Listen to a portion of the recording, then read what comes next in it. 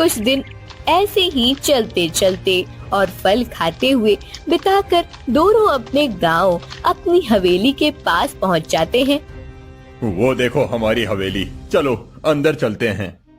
हाँ, कितने दिनों से ये यूं गरीबी की तरह इन फटे कपड़े में घूम रहे थे। चलो अब सबसे पहले जाकर नए कपड़े पहनते हैं। दोनों हवेली के अंदर जाने लगते हैं।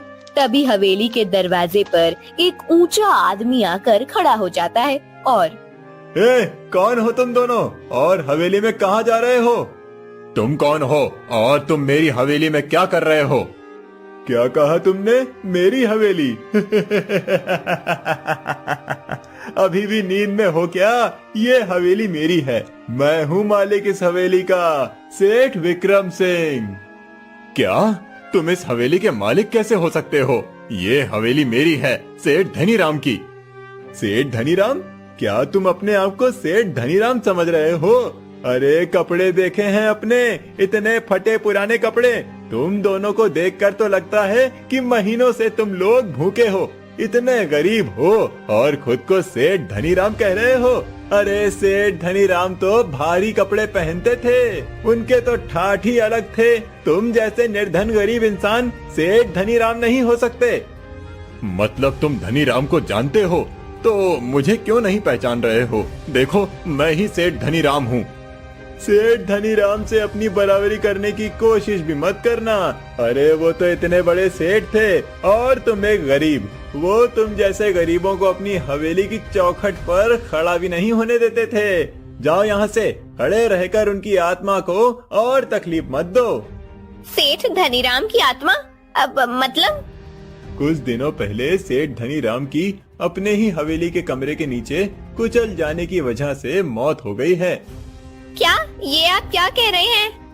मैं सच बोल रहा हूँ। एक रात जब वो और उनकी पत्नी अपने कमरे में सो रहे थे, तब उनके कमरे की दीवार टूटकर गिर गई और उनके नीचे दबकर उन दोनों की मौत हो गई। सेठ धनीराम के एक दोस्त की पहचान से मैंने उनकी ये हवेली खरीद ली है और अब मैं इस हवेली का मालिक हूँ। ये आप क्या कह रहे हैं? सेठ धनीराम मैं हूँ और मैं जिंदा हूँ, ऐसे कैसे मैं मर सकता हूँ?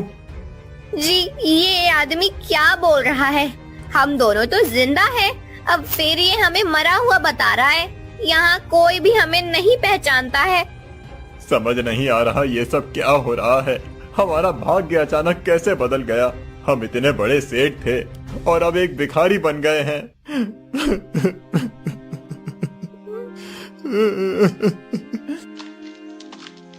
दोनों रोते हुए हवेली से चले जाते हैं। पेट पालने के लिए धनीराम एक व्यापारी की दुकान पर बोरियां उठाने का काम करने लगता है।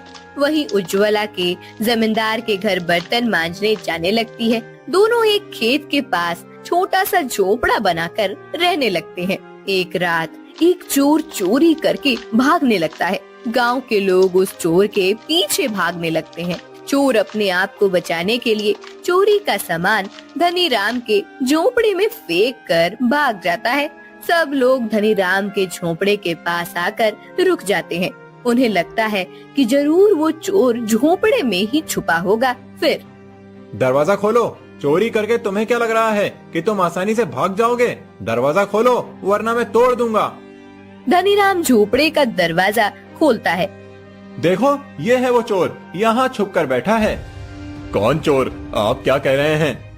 कौन चोर? एक तो चोरी, ऊपर से सीना चोरी। तू चोर और कौन? तू ही अभी चोरी करके भाग रहा था और यहाँ आकर छुप कर बैठा है। तिरटुबल, नहीं नहीं, मैंने कोई चोरी नहीं की। अच्छा, वो तो अभी पता चल जाएगा।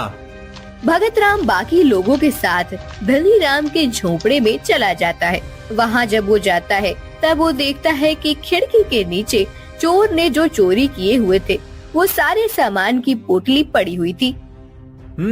अगर तुमने चोरी नहीं की है तो ये पोटली यहाँ क्या कर रही है? इसमें तो चोरी का सामान है। नहीं, मुझे कुछ नहीं पता, मैं सच बोल रहा हूँ, मैंने चोरी नहीं की है। हाँ, ये सच कह रहे हैं। ये जब से काम से आए हैं यहीं बैठे हैं, कहीं बाहर नहीं गए हैं। ये लोग ऐसे नहीं मानेंगे, अभी इन्हें महाराज के पास ले चलते हैं, वही अब इनका न्याय करेंगे। सभी धनीराम को उज्ज्वला के साथ महाराज चंद्रचूड़ के सामने ले जाते हैं। धनीराम, तुम इस गांव के नहीं हो। एक तो तुम उस खेत के पास बिना किसी की अनुमति के झोपड़ी बनाकर रह रहे हो। हम कैसे मान लें कि तुमने चोरी नहीं की है? महाराज, मैं सच बोल रहा हूँ, मैंने चोरी नहीं की है। तो फिर चोरी का सामान तुम्हारी झोपड़ी में कैसे आया? तुम्हारे पास कोई प्रमाण है? वो मैं नहीं जानता महाराज। यह असत्य बोल रहा है महाराज। चोरी का सामान इसकी झोपड़ी से मिला है, यही प्रमाण है कि चोरी इसी ने की है। धनीराम, तुम्हारे पास अपने पक्ष में कहने के लिए कुछ भी नहीं है और कोई प्रमाण भी नहीं है जो तुम्हें निर्दोष सिद्ध कर सके। इसीलिए तुम्हें दोषी घोषित करते हुए 1 मास के लिए काल कोठरी में बंदी बनाने देना ही पड़ेगा। महाराज के आदेश से धनीराम और उज्ज्वला को 1 महीने के लिए काल कोठरी में डाल दिया जाता है। साथ ही साथ धनीराम को सख्त मजदूरी के रूप में पत्थर तोड़ने का और ज्वाला को आटा पीसने का काम दिया जाता है। दोनों को भी काम करने की आदत नहीं होती, इसलिए 1 महीने में दोनों की हालत पूरी तरह से पुख्ता हो जाती है। 1 महीना खत्म होने के बाद धनीराम, आज 1 मास पूर्ण हुआ है और तुम्हारा दंड भी समाप्त हो गया है। मुझे विश्वास है कि तुम आज के बाद ईमानदारी से मेहनत करके अपना जीवन व्यतीत करोगे। धनीराम महाराज की बात सुनकर बहुत गुस्सा हो जाता है और मुझे झूठे आरोप में 1 मास तक बंदी बनाने के बाद ईमानदारी और मेहनत की नसीहत दे रहे हैं आप। मैंने कितना कहा आपको कि मैंने कुछ नहीं किया है, लेकिन आपने मेरी एक बात नहीं मानी और मुझे चोर घोषित कर दिया।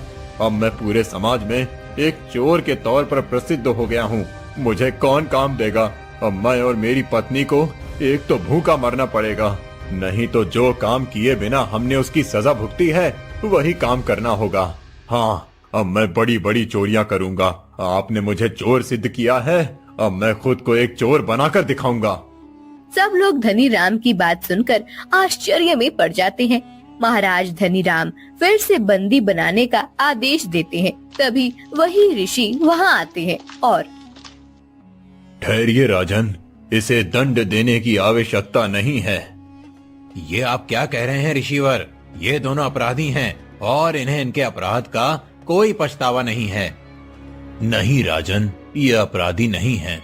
मेरे श्राप के कारण ये ऐसे बने हैं। कैसा श्राप? आप तो वही है ना जो मेरी हवेली पर आए थे?